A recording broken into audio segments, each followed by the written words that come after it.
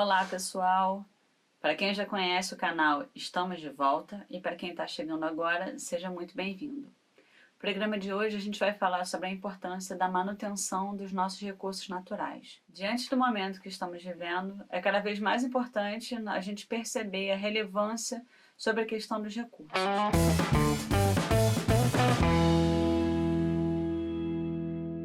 Bom, aproveitar esse momento que a gente está mais antenado e lembrar para vocês ativarem o sino com as novas notificações, porque agora, depois de muita organização e de um tempo de espera, a gente finalmente voltou. Esse vai ser o nosso cenário e, como eu falei no programa anterior, a gente vai ter novidade aí pela frente. Agora a gente conseguiu estruturar as coisas e vamos conseguir lançar um programa a cada semana. É o compromisso que eu estou fazendo com vocês e com o canal.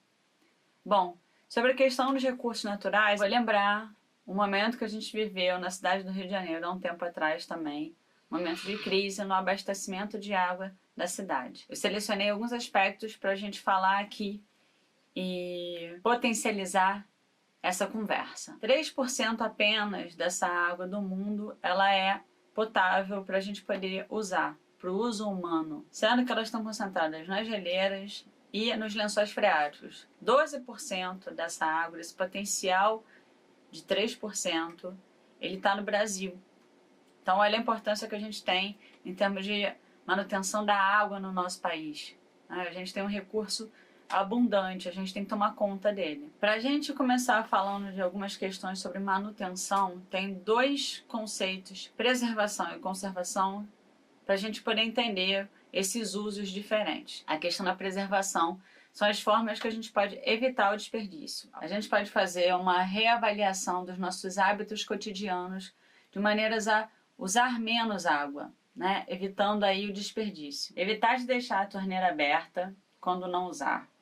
Reutilizar a água em casa sempre que possível. Então, assim, aquela água que às vezes a gente tem, usou na pia do banheiro, é a mesma água que pode ser utilizada, por exemplo, para você dar descarga no vaso sanitário.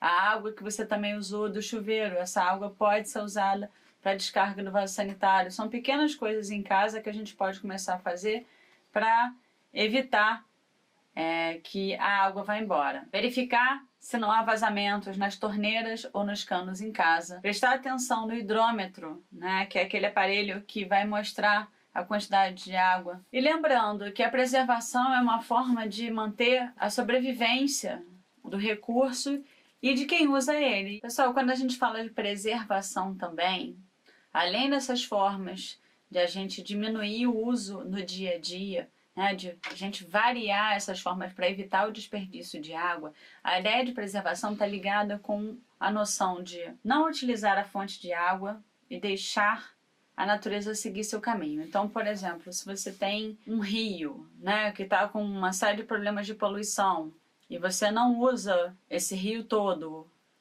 digamos, você usa uma parte dele, você pode selecionar um canal para que você faça a utilização e o tratamento dessa água para devolver ele no estado natural e deixar uma parte dele, a maior parte, seguir seu próprio caminho. A própria natureza ela se recicla, ela consegue se organizar sem interferência do homem. Bom, quando a gente fala de conservação, tá?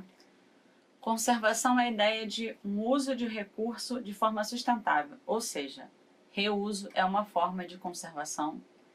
Coleta de esgoto é outra forma de conservação. Estação de tratamento de águas é outra forma de conservação. Tá? E aí a gente vai ver a questão desses recursos de conservação na falta deles. Como, por exemplo, a falta da coleta de esgoto em muitas regiões e a falta da estação de tratamento. A gente tem a solução, tem as práticas, mas a gente vê a falta do uso dessas práticas no dia a dia, e isso causa problemas para a sociedade e problemas para o recurso de poluição. Para a gente ter uma ideia, existem 3 níveis de organização para água. Existe a conservação da água na bacia hidrográfica, conservação nos sistemas públicos de abastecimento de água e esgotamento sanitário, e a conservação nos sistemas prediais. São algumas formas de organização que a gente tem do poder público e da sociedade para poder fazer a manutenção e gestão desse recurso da melhor forma possível. Existe também o Programa de Conservação e Reuso da Água, PCRA. Tá? Esse programa ele fala sobre a racionalização do uso da água na unidade industrial e os benefícios econômicos. Então é mais uma atividade que a gente está mostrando aqui. Hoje em dia existe uma série de leis, não só da água, mas de outros tipos de recurso, para que a indústria faça uso desse recurso que ela está usando, no caso a água, que vai principalmente para as indústrias resfriar os maquinários, ou às vezes entrar em contato com algum tipo de elemento químico que pode ser tóxico. A indústria é obrigada, por lei, a fazer um tratamento dessa água, devolver ela da forma como ela pegou. Tá? É claro que a gente observa na prática uma série de problemas, como aconteceu com a bacia do Rio Guandu, né? Que a gente viu que todas essas práticas que eu levantei aqui, a falta delas e a falta de fiscalização deixaram a bacia completamente poluída, e aí a gente tem uma estação que é antiga, com uma série de problemas de manutenção, que acabou acarretando naquele caos que a gente teve. Mas para a gente entender também, quando a gente fala de bacia hidrográfica, a gente está falando de rio e de manancial. Então, trazer algumas coisas aqui. O que é um manancial? É a fonte de água doce superficial, os rios, ou subterrânea, o lençol freático. Então, quando a gente fala de manancial, a gente está falando de todos os tipos de fonte de água potável que o ser humano pode receber, utilizada para consumo humano ou para as atividades econômicas.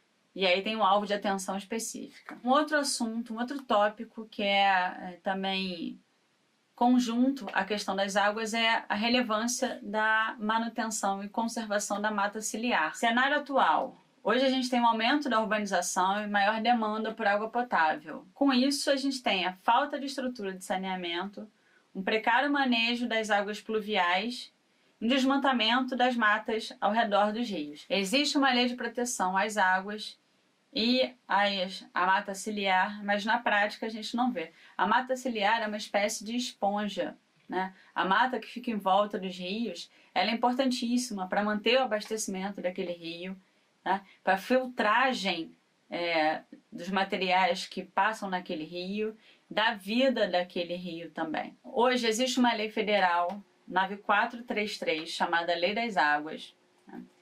Institui a Política Nacional dos Recursos Hídricos e cria o Sistema Nacional de Gerenciamento dos Recursos Hídricos. Essa lei estabelece os comitês de bacia como sistema de gerenciamento e promove discussões sobre questões relacionadas à gestão dos recursos hídricos. Tá?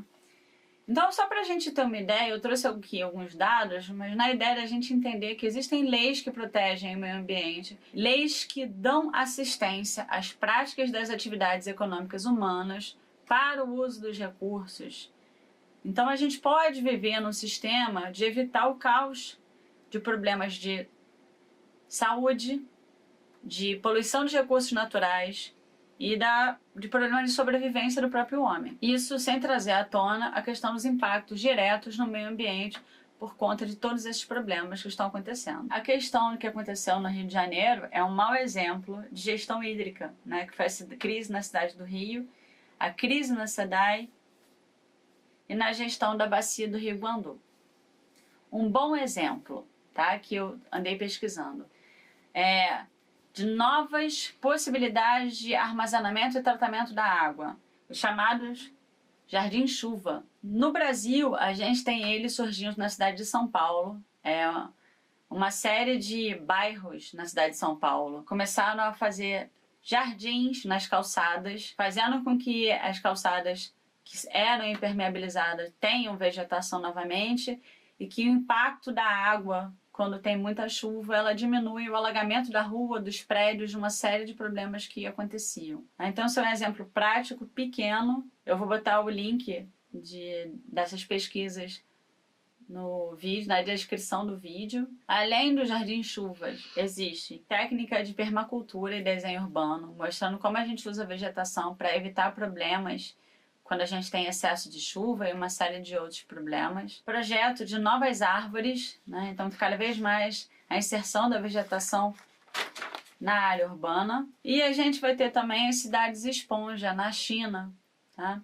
Uma série de cidades que tem uma nova forma de organização, usando a vegetação para que diminua o impacto quando tem grandes enchentes, grandes chuvas, uma forma de absorver essa água e evitar problemas nas cidades, para o próprio homem e para o meio ambiente. Eu espero que vocês tenham gostado. Avisem para os seus amigos, para os seus inimigos, para todas as pessoas que vocês conhecerem. Vamos ajudar a levantar o canal. Entrem nas nossas redes sociais, ativem o sino para as novas notificações e até a próxima.